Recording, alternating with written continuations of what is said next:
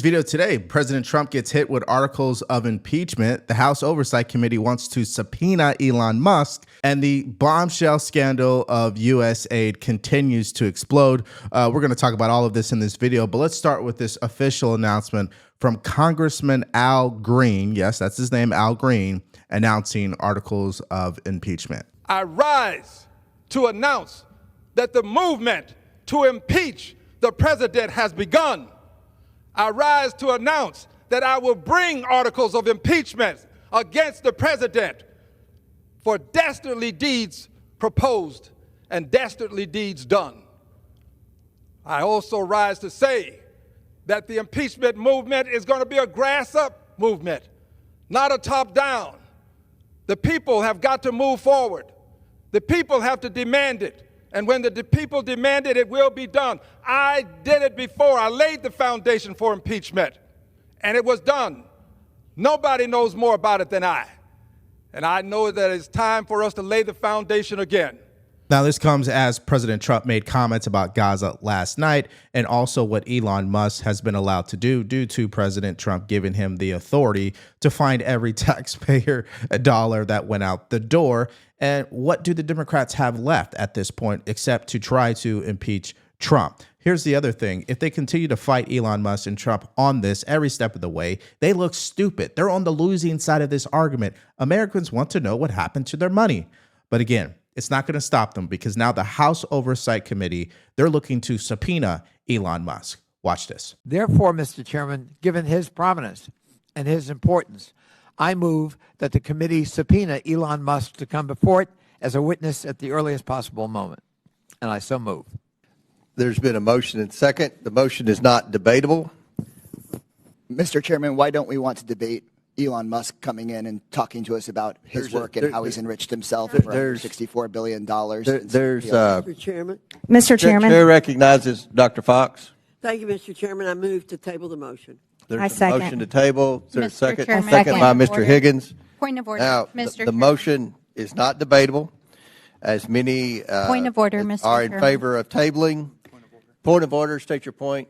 Mr. Chairman, I think it's outrageous that this committee will not even entertain a motion. No, you state your Chairman, that's not a point of order. Somebody You who's know, breaking the law agree. and Point of order. dismantling our federal There's agencies. been a and vote. You're hiring Point of federal order. agents No, we don't listen to access demagogues. data, Out of and order. you will not Out of order. even Out of order. entertain a motion The to motion bring of this order. in This is front of the demagoguery. This is Oversight out of order. Committee. As are in favor of tabling. Yes, signify. let's have order in this Mr. country. Stansbury, you're out of order. You know you're out of order. You know the rules of this committee.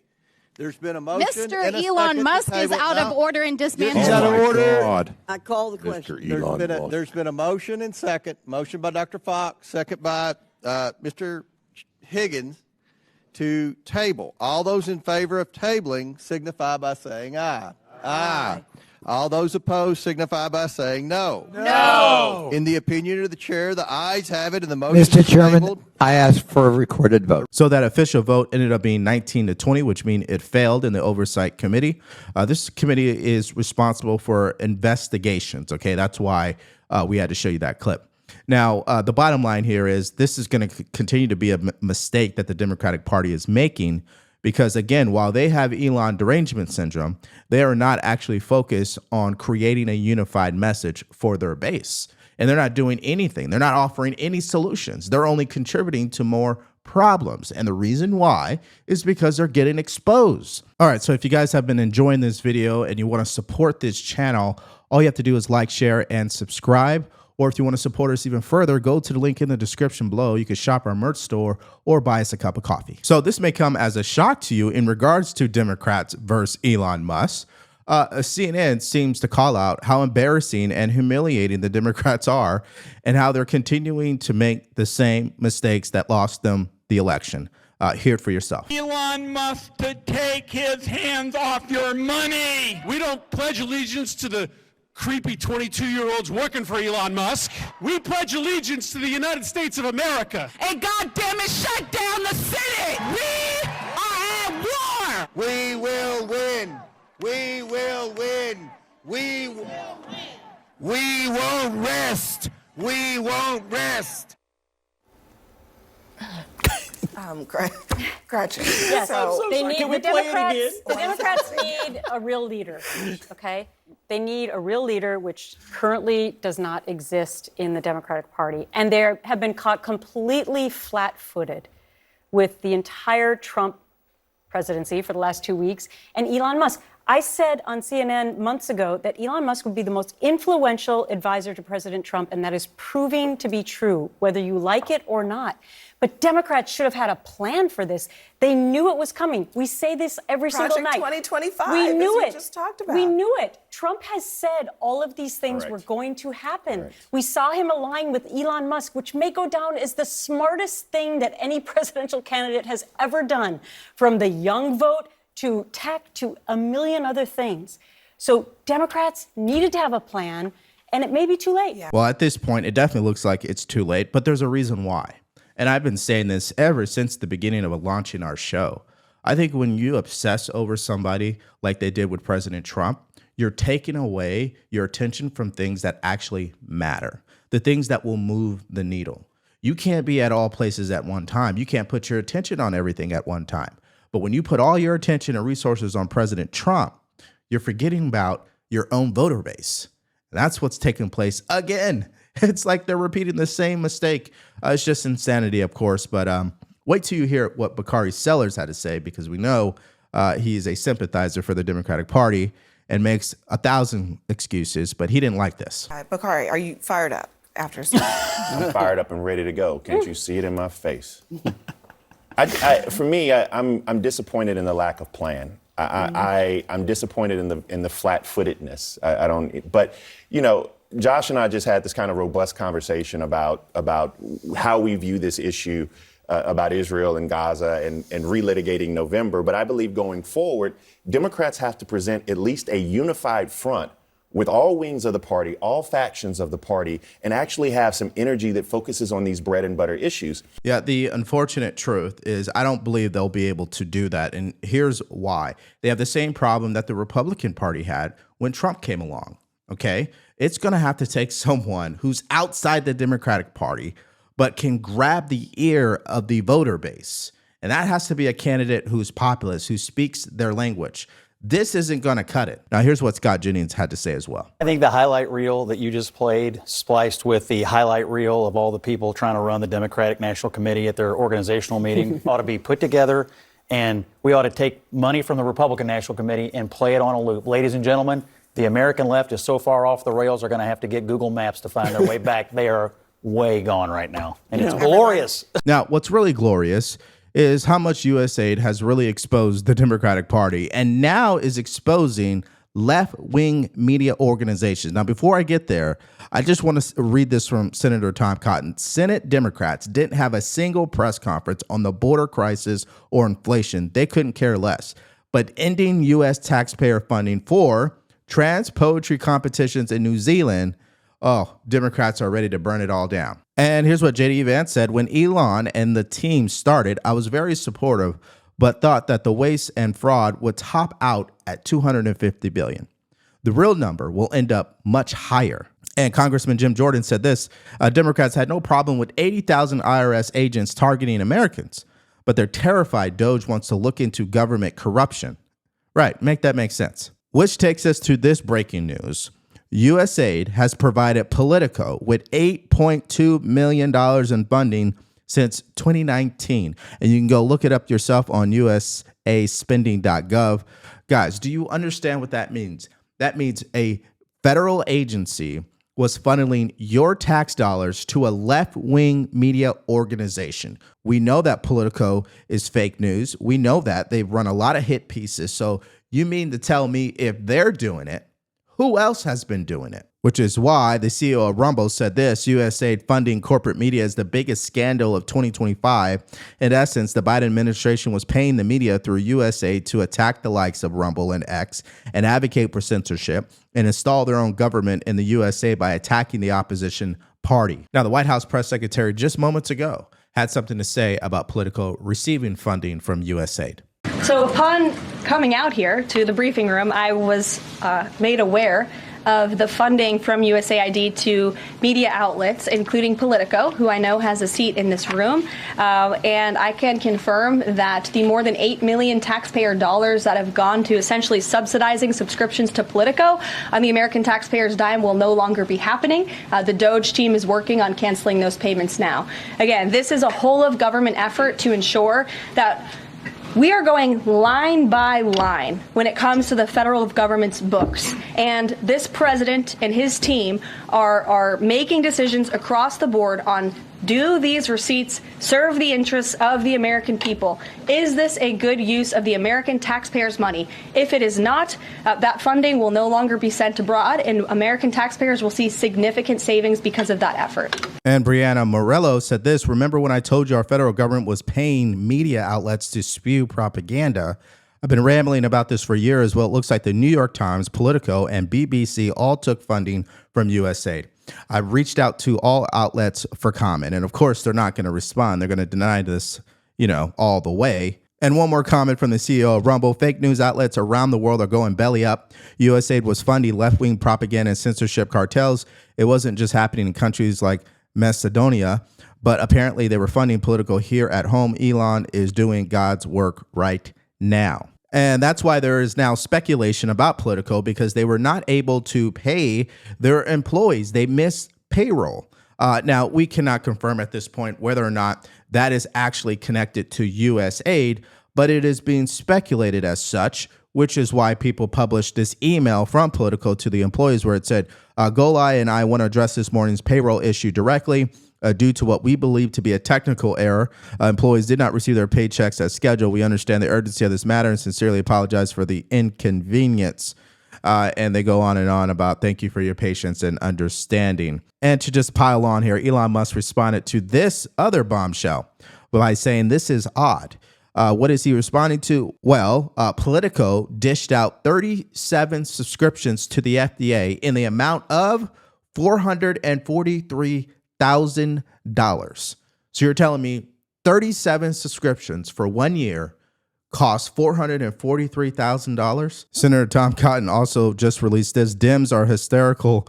Elon is identifying waste and saving money. Quote, he wasn't elected, but Trump was in a landslide, and Elon is working at the president's direction. The real question: who elected the liberal bureaucrats who turned USAID into a massive slush fund for the far left? That is a great question. But again, that's not going to stop them from screaming at the top of their lungs. Take a look. This must be a coalition that grows and grows and grows. There can be no bystanders in this fight. It is time that we understand the only thing necessary for wrong to triumph is for right to do nothing, for right to be silent. And so understand this: there are legislators walking through here, but these are the ways we're going to fight. So while he's screaming, the White House is continuing to release the receipts. This is on their Rapid Response 47 account on X. USAID has been completely unaccountable for decades, run by bureaucrats with agendas who believe they'd answer to nobody. Here are a few more of the ridiculous projects on which they spent your money. $7.9 million to teach Sri Lankan journalists how to avoid binary gendered language. $20 million for a new Sesame Street show in Iraq. $4.5 million to combat disinformation. $1.5 million for art for inclusion of people with disabilities. $2 million for sex changes and LGBT activism in Guatemala. $6 million to transform digital spaces to reflect feminist Democrat principles. $2.1 million to help the BBC value the diversity of Libyan society. $10 million worth of USA-funded meals, which went to an Al-Qaeda-linked terrorist group. $25 million to promote green transportation in the country of Georgia. $16.8 million for a separate inclusion group in Vietnam. Guys, I could just keep going, but a couple more here. $20 million for a group related to a key player in the Russiagate impeachment hoax. And the bottom line here is, for decades, USA bureaucrats believed they were accountable to no one, but that era is over. President Trump is stopping the waste, fraud, and abuse. However, on the other side of this debate, here is their argument. USAID saves lives, makes peace, protects our planet, stabilizes our world, does great work. Let's cheer for the men and women of USAID. If Doge wins and our foreign aid is completely shut down, if Elon Musk wins and our foreign assistance completely ends, who will cheer and who will win? The cartels will win, terrorists will win, Russia will win, China will win. This effort is not efficient, it is not sane, it is not respectful, and it does not make America safe.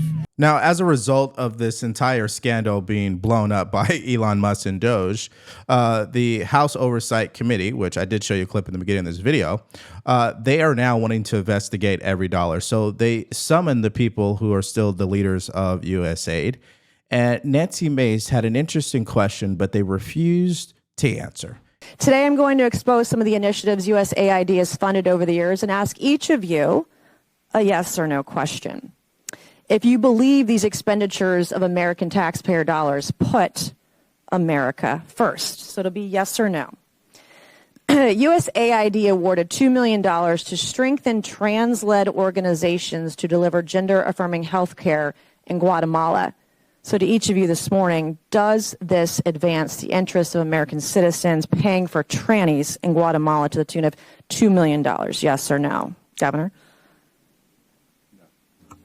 I have no position. Of course you don't. Okay, USAID awarded over $750,000 to fund alleviating loneliness among migrant garment workers in India. Does this advance America's interests, Governor? No. No. I have no position. USAID awarded $1.5 million for providing a gender-sensitive response to migration at the Venezuelan border. Does this advance America's interests, Governor? No. No. I have no position. So it seems to me their new answers are Elon Musk is doing something that is unconstitutional. It is a threat to democracy, and they don't have a position on some of these outrageous programs that they've been paying for using your tax dollars.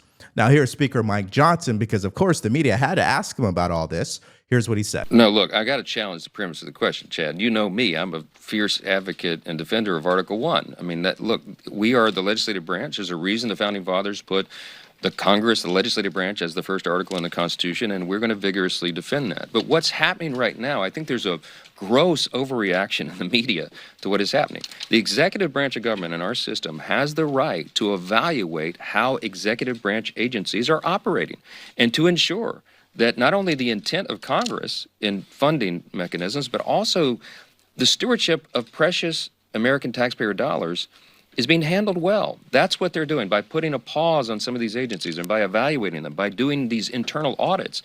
That is a long overdue, much welcome development. That's what the American people demand and deserve. And that's what's happening. So we don't see this as a threat to Article 1 at all. We see this as an active, engaged, committed executive branch authority doing what the executive branch should do. So, of course, that is the common sense reaction to this madness, right?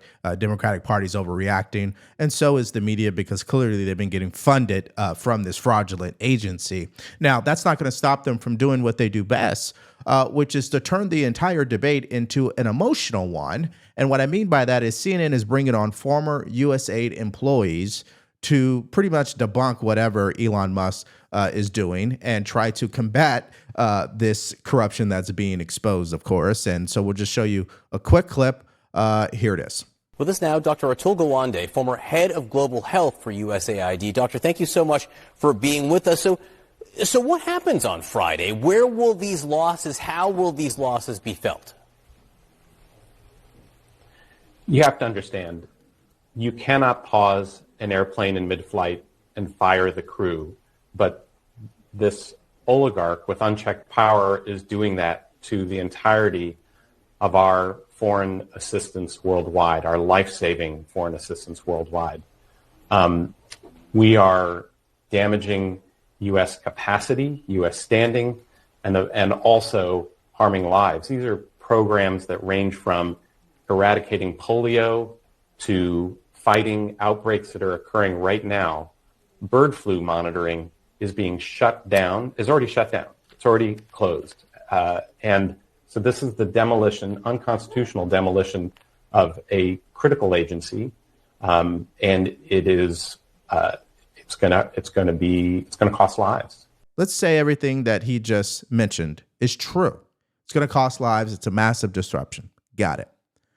What's your solution then? Because what Congress has attempted to do before all this went down, they had attempted to audit USAID. And you know what happened the last time someone tried to do that? They were threatened. Now, I don't know if you guys have already seen this clip, but here is Congresswoman Joni Ernst saying on the record that she was threatened by USAID leaders if she planned to audit the agency.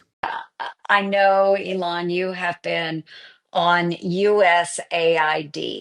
You have really, and so That's the hornet's nest for sure. this was another one of my efforts.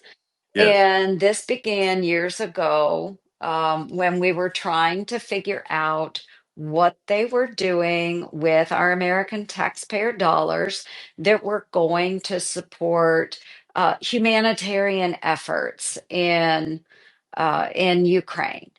So I wanted to know exactly how those dollars were being spent. And Right. not A just reasonable request. yes, oh my gosh. And I shared this with you earlier, Elon, just privately, but we got all kinds of threats from USAID because I was trying to exercise my oversight capacity in Congress.